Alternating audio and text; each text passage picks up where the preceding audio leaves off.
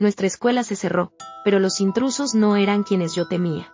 ¿No tienes frío?, le pregunté a Nina mientras caminábamos por los estériles pasillos, con la voz amortiguada por la bufanda de lana que me envolvía el cuello. Los pasillos, que normalmente estaban llenos del parloteo de los estudiantes que pasaban, ahora estaban mortecinos, ya que más de la mitad de la población de la escuela se había quedado en casa. Con la ciudad experimentando temperaturas récord, debería haber sido un día de nieve. Por eso me dejó perplejo que Nina llevara ropa más apropiada para la primavera. Se limitó a encogerse de hombros. No siento nada, respondió orgullosa. Crecí en un país conocido por sus inviernos helados. Esto no es nada. Sacudí la cabeza y miré hacia el pasillo, haciendo una mueca de dolor, sabiendo que 2 giros a la izquierda me llevarían a clase. De algún modo, el señor Gellar nunca faltaba a clase. Ni siquiera cuando faltaba la mitad de la clase era indulgente con nosotros. Voy al baño, le dije a Nina, que ya conocía mis hábitos. Dile que me encuentro mal o algo. Ella asintió antes de que los dos nos dispersáramos. En cuanto entré en el aseo femenino, encontré una pared en la que apoyarme y cerré los ojos. Solo necesitaba unos segundos. Sin embargo, ni siquiera pude hacerlo antes de que mis pensamientos se vieran interrumpidos por el penetrante sonido de las alarmas, que me devolvió a la realidad. Poco después, la voz cansada del director retumbó por el interfono. Por favor, mantengan la calma y no permitan que nadie entre en sus aulas, por muy convincente que sea. Solo eso ya era extraño, pero lo que vino a continuación me apretó el corazón. La escuela estará en cuarentena. Que Dios se apiade de nuestras almas. Un estremecido suspiro después, los altavoces se silenciaron. Durante unos segundos, no pude comprender sus palabras. ¿Había imaginado todo aquello? Seguramente, esa era la única explicación plausible. El director Dunn era la última persona que hacía bromas, así que solo quedaban 2 posibilidades. Yo había malinterpretado sus palabras hasta el punto de no reconocerlas. O hablaba muy en serio. Lo primero que pensé fue en mandarle un mensaje a Nina para ver si lo había oído, pero cuando oí algo fuera, se me ocurrió preguntarles. Sin embargo, en cuanto salí del lavabo, el sonido de alguien gritando asesinato sangriento resonó por todo el pasillo. Desde la esquina, un estudiante se precipitó en línea recta. Incapaz de cambiar su trayectoria a tiempo, se estrelló contra las taquillas, resonando el tintineo metálico. Apenas tuvo oportunidad de mirarme, su brazo extendiéndose patéticamente como si quisiera ayuda antes de ser empalado por el brazo enjuto y deforme de una rubia vestida de animadora, que ahora estaba manchado de carmesí. Por lo desfigurada que estaba, nunca habría supuesto que era Cindy. Cada extremidad estaba más mal formada que la anterior, siendo su cabeza la peor. Se balanceaba como un péndulo, su cuello desgarbado incapaz de soportar el peso de su cráneo infestado de tumores. Eso fue todo lo que pude distinguir antes de cerrar instintivamente la puerta que conducía al lavabo en un intento de evitar la visión. No funcionó. Aunque tenía los ojos desviados, podía oírlo todo. El desgarrador chasquido, los lamentos del niño y luego el silencio. El ritmo apresurado de mi respiración resonó en las paredes del baño, obligándome a cerrar la boca. El sonido de los zapatos mojados arrastrándose por el suelo se acercó cada vez más a mi posición hasta que estuvieron justo fuera.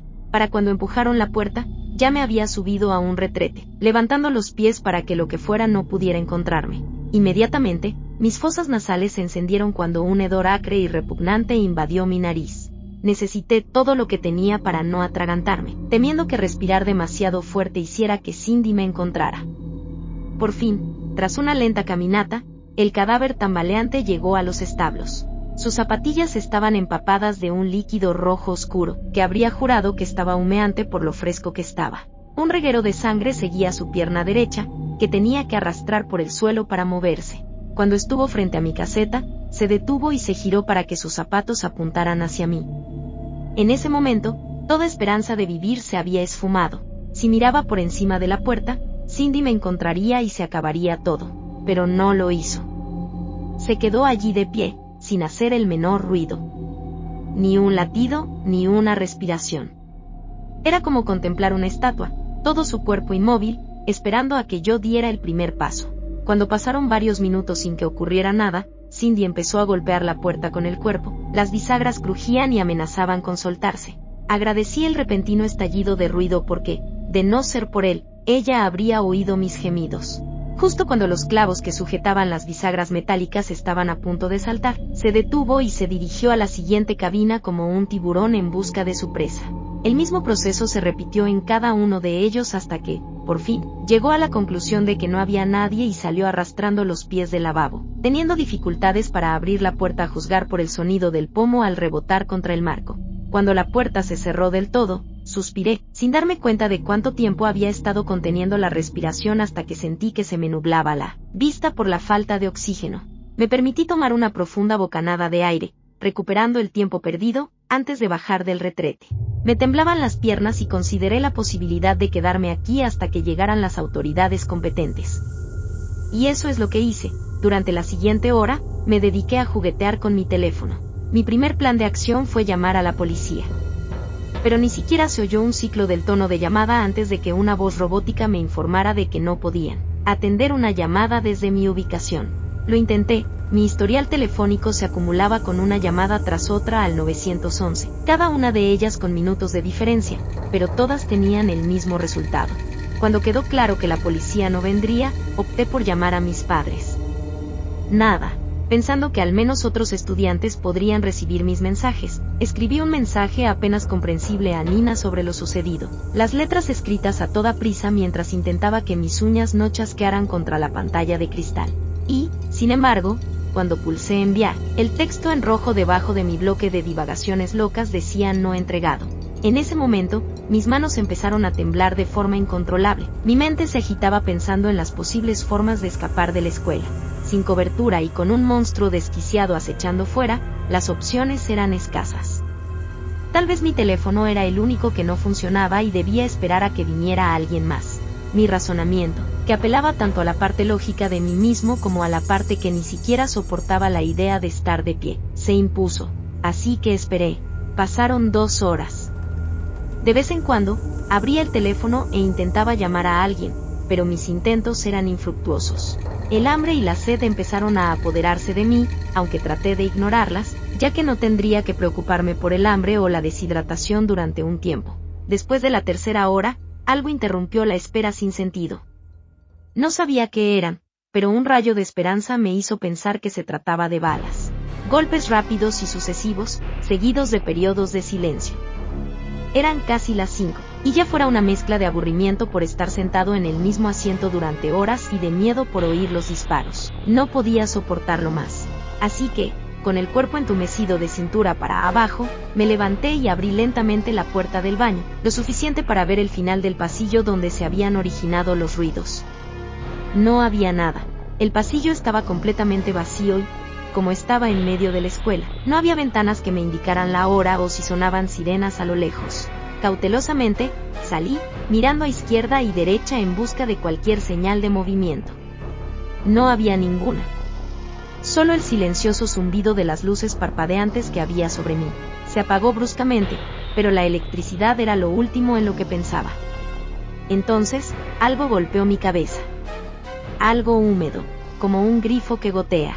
Levanté la cabeza y me quedé helado al ver a Cindy, con las blancas y huesudas cuchillas que sobresalían de las palmas de sus manos aferradas al techo. Su boca, incapaz de cerrarse correctamente debido al obsceno tamaño de sus dientes, se abrió dejando escapar gotas de saliva viscosa y carmesí que cayeron sobre mi pelo y mi cara.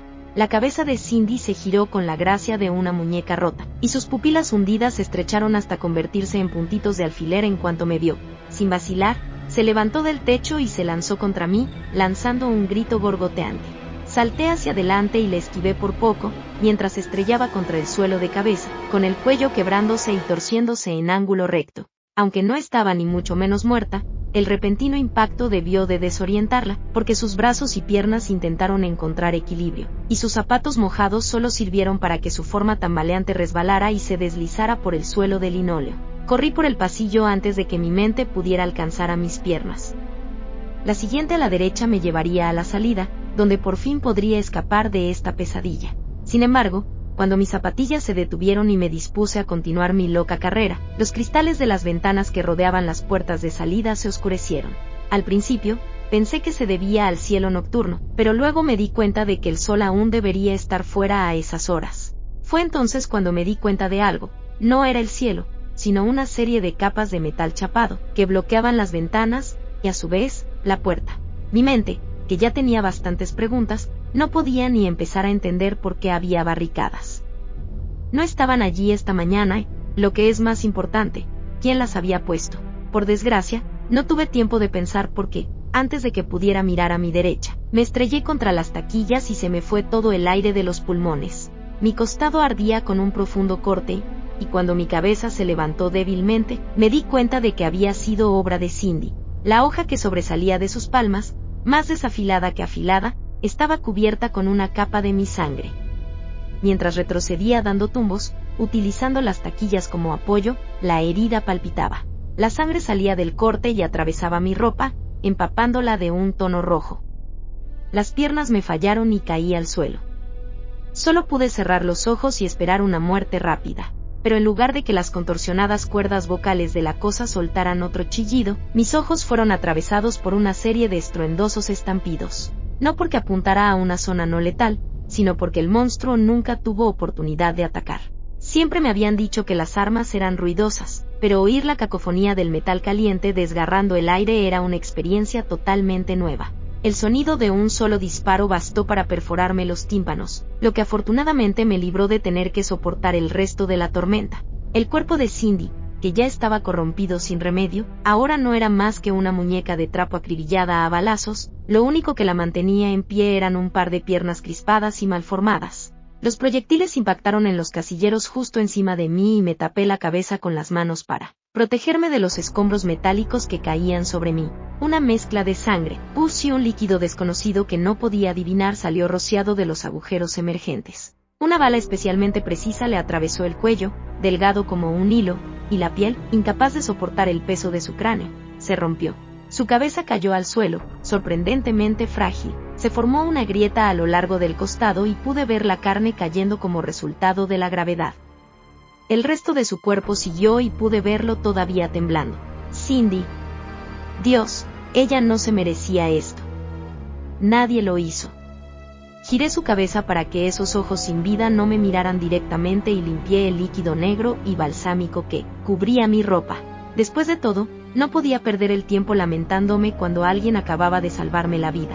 Finalmente miré hacia arriba, y la esperanza aumentó de inmediato cuando vi a un hombre, armado con un rifle, cubierto con una armadura negra mate. Tenía la visera bajada, lo que hacía imposible discernir ningún detalle, pero era un humano y eso era todo lo que importaba. En su pecho no estaban las iniciales SWAT ni nada remotamente familiar. No, en cambio, había una serie de cartas que nunca había visto. MCRC. Por supuesto, no podría importarme menos en qué división del ejército trabajaba. Él acababa de salvarme y, con suerte, me sacaría de aquí. Entonces, tan pronto como pude, me levanté, mis piernas todavía temblaban, pero logré mantenerme erguido. La herida me hizo caer de rodillas, el daño contundente tuvo más efecto que el corte en sí. Eso, sin que yo lo supiera en ese momento, fue un milagro porque cuando recuperé el equilibrio, un niño salió corriendo del baño ubicado en el pasillo en el que estaba parado el soldado. ¡Oh, gracias a Dios!, exclamó, el alivio lo invadió una vez que vio al soldado. El niño tomó otra bocanada de aire para seguir hablando, pero antes de que pudiera, el hombre, que ahora estaba frente al estudiante, levantó su rifle. Fue tan repentino, tan rápido, que no pude empezar a reaccionar. El zumbido en mi oído, que apenas había comenzado a extinguirse, volvió cuando otra lluvia de plomo abrasador cayó sobre el niño. Debería haber muerto cuando la primera o segunda bala le atravesó el cráneo, pero el soldado se limitó a apretar el gatillo, incluso mucho después de que el niño cayera contra la pared en un desastre de carne humeante. Como si eso no fuera suficiente, dejó caer el cargador al suelo antes de cargar uno nuevo en el rifle y repetir el proceso. Para cuando terminó de reducir al niño a nada menos que una pasta fina, volvió su atención a Cindy y a mí. Ya estaba de pie, superando el dolor mientras mis piernas me llevaban lo más lejos posible. Si las salidas no eran una opción, mi única opción era llegar a mi salón de clases, que era a donde conducía la otra divergencia en el pasillo donde murió el niño.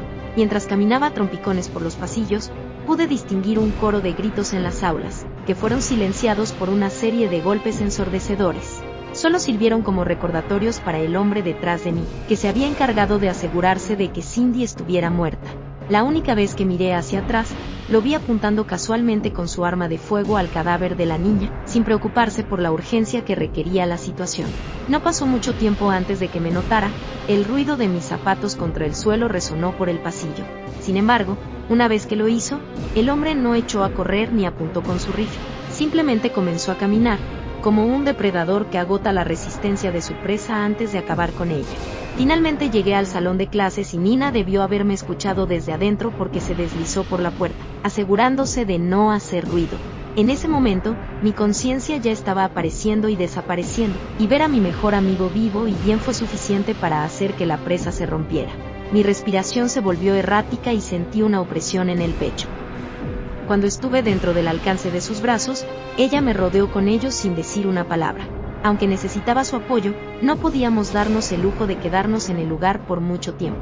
Nina, tenemos que entrar, dije entrecortadamente, dándome cuenta ahora de que la sangre estaba obstruyendo mi garganta. El agarre de Nina, sin embargo, no se aflojó y me acercó más. Hay gente, pensé que vendrían a salvarnos, pero... Mis palabras se apagaron cuando la puerta de la clase se abrió lentamente con un chirrido prolongado. Mi corazón se detuvo cuando apareció el primer charco de sangre, seguido de los cadáveres mutilados de los estudiantes. Estaban amontonados, formando un nido rojo apenas reconocible. Ninguno estaba vivo, ninguno excepto Nina. Intenté empujarla, y aunque ya estaba debilitado por la herida, ella ni siquiera se movió. Gemidos que debían ser su nombre salieron de mi boca, pero ella permaneció en silencio como siempre, con la sonrisa todavía pegada a su rostro.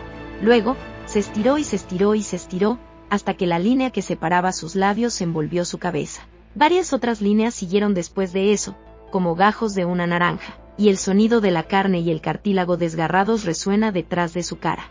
Los pétalos se despegaron, innumerables dientes recubren el interior de cada pliegue. Un vacío negro que conducía a su garganta chisporroteó cuando, desde las profundidades del cuerpo de Nina, emergió una protuberancia larga y afilada. Como una serpiente, su lengua se deslizó fuera de su boca, con un par de mandíbulas recubriendo sus costados. Estaba paralizada, permitiendo que los pliegues que formaban la capa exterior de su boca me envolvieran lentamente.